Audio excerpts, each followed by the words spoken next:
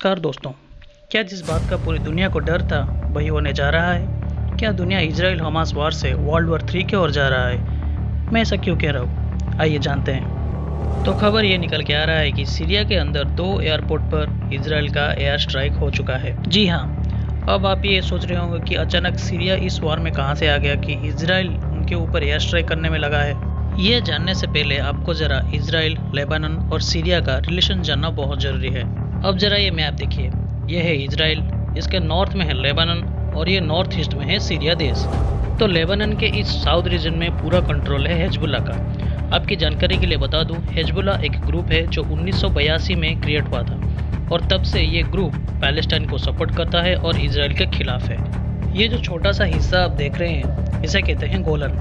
Internationally इसे Syria का part कहा जाता है, पर 1967 में इजराइल सीरिया के जो 6 दिन का वार हुआ था, इजराइल ने इस एरिया को कंट्रोल में ले लिया था और तब से ये एरिया इजराइल के कंट्रोल में है और सीरिया इजराइल के बीच इस एरिया को लेकर कॉन्फ्लिक्ट चलता ही रहता है। तो इजराइल जो अपनी मेजॉरिटी फोर्सेस को गाजा स्ट्रिप पे डिप्लॉय किया हुआ है, वो नहीं चाहता कि इस मौके का फ़ायदा उठा के हिजबुल्ला और सीरिया इजराइल के नॉर्दर्न पार्ट पर हमला करे।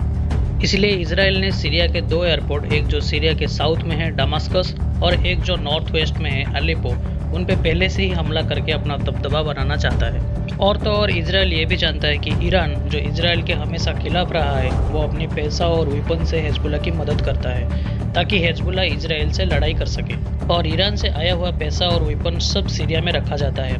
मतलब एक तरह से ईरान सीरिया के थ्रू हिजबुल्ला की मदद करता है।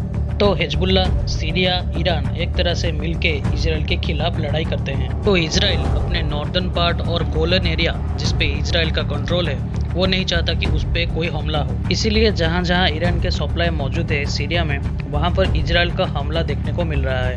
दमास्कस और अलेप्पो एयरपोर्ट पर जो ये हमला हुआ है, वो इतना सीवियर है कि फ्लाइट टेक ऑफ नहीं कर सकता और फ्लाइट लैंड भी नहीं कर सकता। एक तरह से कह सकते हैं कि इजराइल के इस अटैक से ये 2 एयरपोर्ट तहस नहस हो चुके हैं।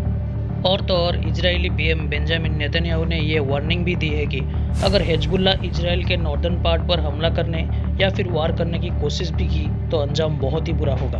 अब ये वार कहाँ तक जाता है ये देखना बाकी है। आशा करता हूँ आपको वीडियो इन्फॉर्मेटिव लगा होगा। अगर आपको वीडियो अच्छा लगा तो एक लाइक कीजिए और चैनल को सब्सक्राइब कीजिए, क्योंकि इससे हमें बहुत मोटिवेशन मिलता है। तो आज के लिए इतना ही, मिलते हैं नेक्स्ट वीडियो में। तब तक अपना और अपने एनवायरनमेंट का ख्याल रखें। Take care, thank you.